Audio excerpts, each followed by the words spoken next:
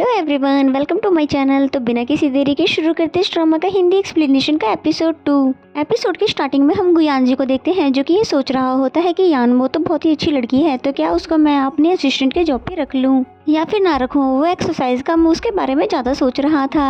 And then next scene में हमें यानमो को दिखाया जाता है जिसे कंपनी की तरफ से कॉल आती है। तो जैसे वो पिक करती है तो उसे पता चलता है कि उसे असिस्टेंट के जॉब के लिए रख लिया गया है। और ये खबर सुनकर तो वो असिस्टेंट ओ के साथ बहुत ही ज़्यादा खुश होती है और दोनों इतने ज़्यादा खुश होते हैं कि खुशी के मारे दोनों नाचने ही लग जाते हैं। एंड देन नेक्स्ट सीन में हमें यानमो को ऑफिस में दिखाते हैं जहाँ पर उसका टेबल उसे दिखाया जा रहा था। इसे देखने के बाद वो रियलाइज़ करती है कि गुयान जी के रूम से तो उसका टेबल बहुत ज़्यादा दूर है, इसलिए वो बोलती है क्यों ना मेरे टेबल को गुयान जी के रूम में ही लगवा दिया जाए क्योंकि मैं उसकी असिस्टेंट जो हूँ। यानमो की बातें सुनकर वो दोनों कुछ भी नहीं बोलते हैं बल्कि वहाँ से मुस्कुराते हुए निकल जाते हैं। साथ ही कहते जाते हैं कि लड़की तो पागल हो गई है। जिसके बाद हमें यानमो को दिखाते हैं जिसका पूरा का पूरा फोकस तो गुयान जी की तरफ ही होता है और फिर फाइनली गुयान जी की नज़र भी उस पर पड़ जाती है। जिसके बाद तो गुयान जी बहुत ही प्यार से खड़ा होता है और उसको देख के स्माइल भी करता है और सामने आकर अपने ऑफिस के सारे कर्टन्स को बंद कर देता है। और वो ऐसा इसलिए करता है ताकि यानवो उसको ना देख पाए। और यानवो को तो उस पर बहुत ही ज़्यादा गुस्सा आ रहा था कि भला उसने ऐसा किया ही क्यों है। जिसके बाद यानवो तो बहुत ही सैड होकर बैठ जाती है। थोड़ी देर बाद गुयान जी उसके पास आता है और उसको बोलता है अगर तुम्हारे पास कोई काम नहीं है तो मेरे ऑफिस में आओ। जिस पे तो यानवो बहुत ज़्यादा खुश हो जाती है और खुशी खुशी उसके कैबिन में पहुँच जाती है। जिसके बाद गुयान जी उसको तो बहुत ही ज़्यादा काम दे देता है, लेकिन बेचारी को तो पता ही नहीं होता है कि उसने उसको कितना ज़्यादा काम दे दिया है। और साथ ही वो उसको एक और ऑर्डर देता है कि तुम मेरे पूरे कैबिन की सफाई कर दो। जिस पे वो बोलती है पर ये काम तो ओ का है।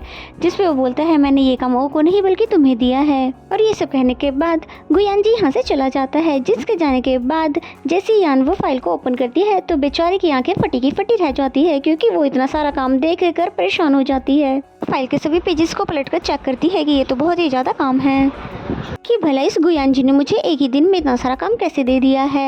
एंड देन नेक्स्ट सीन में जैसे ही गुयान जी बाहर जा रहा होता है तभी ओ सामने से दिख जाता है, इसलिए उसे बोलते हुए चले जाता है कि मेरे ऑफिस को तुम साफ नहीं करोगे। जिस पे उन्हें हाँ में सिर दिला दिया। उसके बाद जैसे ही गुयान जी वहाँ से चला जाता है तो हम ओ को देखते हैं जो कि यानवो के सभी छोटे कामों में मदद कर रहा होता है और जितने भी काम यानवो को दिए गए थे उन सभी फाइलों की लिस्ट भी बना लेता है। जिसके बाद यानवो सबसे पहले तो गुयान जी के ऑर्डर को फॉलो करती है, यानी कि सबसे पहले उसके कैबिन की बहुत ही अच्छे से सफाई करती है। जिसके बाद जो फाइल उसे दी गई थी उसकी जानकारी के अकॉर्डिंग सभी फाइलों को इकट्ठा करती है और फिर सभी को एक साथ ले जाकर अपने डेस्क पर रख देती है। जिसे देखने के बाद सभी लोग सोचने लग जाते कि भला ये ऑफिस में चल क्या रहा है। जिसके बाद हमें दिखाया जाता है कि टाइम बहुत ईजी से चल रहा है और यानमो ने फाइनली अपना सारा काम भी कंप्लीट कर लिया है। और फिर काम पूरा होने के बाद वो गुयान जी को जाकर अपना फाइल दे देती है। जिसे देखने के बाद तो गुयान जी बिल्कुल हैरान हो जाता है कि इतने कम समय में इसने पूरा काम कैसे कर लिया है। और साथ ही उसके लिए कॉफ़ी लेकर आई होती है, जिसे पीने के बाद वो बोलता है कि ये मेरी कॉफ़ी के बारे में पहले से ही जानती है कि मैं किस तरह की कॉफ़ी पीता हूँ।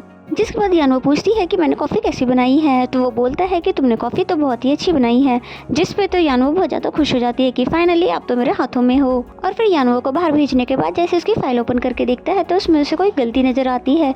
जिसके बाद वो फ़ौरन ही यानवो के पास पहुँच जाता है और बाहर आने के बाद वो यानवो से पूछता है कि ये फाइल पूरी है। जिस पे बोलती है नहीं ये तो आधा है और दूसरी फाइल उसको हाथ में देते हुए बोलती है कि इसमें पूरा काम कंप्लीट है। जबकि ऑफिस के बाकी कलीग्स को तो लग रहा था इन दोनों का चक्कर चल रहा है क्योंकि होटल रूम में हुए सारे इंसिडेंट इन सभी को भी पता है। देन नेक्स्ट सीन में हम यानवो को देखते हैं जो कि कॉफ़ी लेकर गुयान जी के पास जाती है।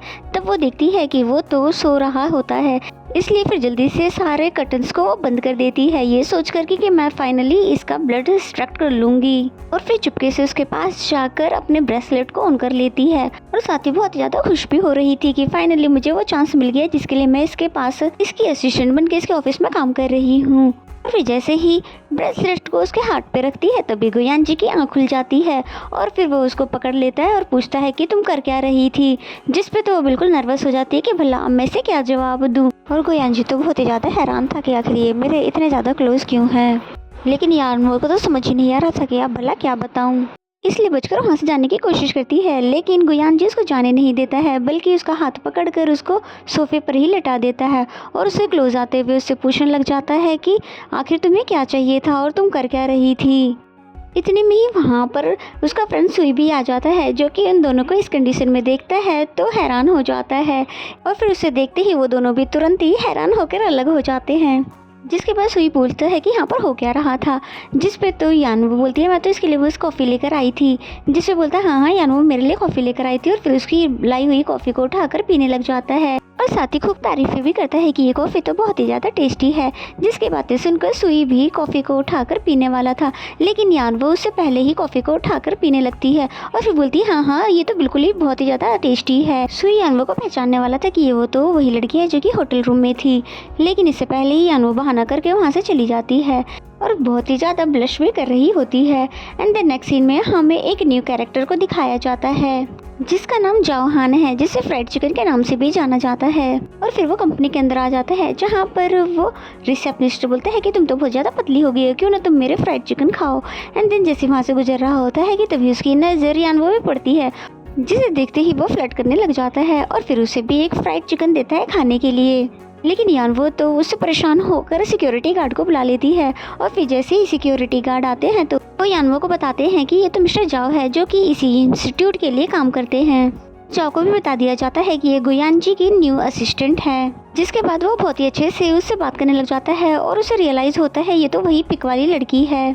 एंड द नेक्स्ट सीन में हम इन तीनों को ऑफिस में देखते हैं जहाँ पर सुई, मिस्टर जाओ और गुयानजी होते हैं। जहाँ पर गुयानजी से वो पूछ रहा होता है कि तुमने अपनी रूमर गर्लफ्रेंड के बारे में पहले क्यों नहीं बताया। जिस पे गुयानजी ने बोला कि मुझे पता है कि तुम मेरी सिस्टर के पीछे पड़े हो, तो मैं तुम्हें बता देता हूँ कि उसकी सीक्रेट प्लेस कहाँ पर है। जिस पे पूछता है कि बताओ।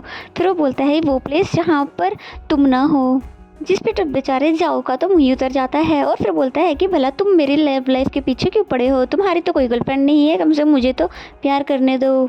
जिसके बाद वहाँ से चला जाता है और फिर रास्ते में उसे यानवो मिलती है जिससे वो बहुत ही अच्छे से बात करता है। एंड द नेक्स्ट सीन में हम देखते हैं कि यानवो कलीग्स के साथ ड्रिंक करने के लिए आई हुई होती है, जहाँ पर उसकी कलीग बोलती है कि अगर यहाँ पर गुयानजी 15 मिनट में आ गया तो तुम लोग क्या करोगे। जिस पे सभी लोग बोलते हैं कि ऐसा हो ही नहीं सकता। तो यानवो उनसे शर्त लगा लेती है कि अगर वो 15 मिनट में आ जाएगा तो तुम लोग क्या करोगे। जिस पे वो लोग बोलते हैं कि तुम जो कहोगी हम सब करने को तैयार होंगे। जिसके बाद होना क्या था, यानी कि यानवो तुरंत ही फ़ोन लगा देती है गुयानजी को और फिर उसको फ़ोन करके बोलती है कि अगर तुम यहाँ पर 15 मिनट में नहीं आए तो मैं सभी को बता दूंगी कि उस रात को हमारे बीच में क्या हुआ था। और यानवो की बातें सुनने के बाद तो गुयानजी बहुत ज़्यादा हैरान हो जाता है और फिर फ़ौरन ही उसके पास आने के लिए वहाँ से निकल जाता है। एंड देन हम गुयानजी को देखते हैं जो कि 15 मिनट्स के अंदर ही वहाँ पर आ जाता है। जिसके बाद हम देखते हैं कि गुयानजी जैसे ही डोर ओपन करता है तो सभी लोग खड़े हो जाते हैं सीधे गुयानजी को देखकर और फिर गुयानजी वहाँ पर आकर सीधे स्ट्रेट बैठ जाता है जहाँ पर यानवो उसको ड्रिंक ऑफर करती है। लेकिन गुयानजी तो ड्रिंक करने से मना कर देता है, जिस पे फिर से वो धमकी देती है कि कल रात के बाद सबको बता दूं क्या। तो फौरन ही वो ड्रिंक कर लेता है। जिसके बाद तो यानवो ने उसे बहुत ही ज़्यादा ड्रिंक करवा दी थी जिसकी वजह से तो वो बेहोशी हो जाता है। एंड देन नेक्स्ट सीन में हम देखते हैं कि यानवो गुयानजी को लेकर उसके घर तक छोड़ने के लिए आती है, लेकिन बेचारे की हालत तो बहुत ही ज़्यादा ख़राब कर देती है। वो रास्ते में लाते हुए बेचारे को बहुत जगह पे चोटें मारती है और इतना ही नहीं वो तो उसको ऊपर से सीढ़ियों पर गिरने के लिए भी छोड़ देती है। और ये सीन तो बहुत ही ज़्यादा फनी होता है। एंड देन थोड़ी देर बाद हमें दिखाया जाता है कि उसने गुयानजी को बेड पर लिटा दिया है, पर बेचारे के नोज़ से तो ब्लीडिंग हो रही होती है। जिस पे तो वो पहले बहुत ही ज़्यादा माफ़ी मांगती है। एंड देन वो सोचती है ये तो बहुत ही अच्छा मौका है, क्यों ना मैं इसका ब्लड डिस्ट्रैक्ट कर लूँ। और फिर वो करती भी ऐसा ही है, यानी कि ब्रेसलेट को एक्टिवेट कर लेती और उसके ब्लड को एक्सट्रैक्ट कर लेती है।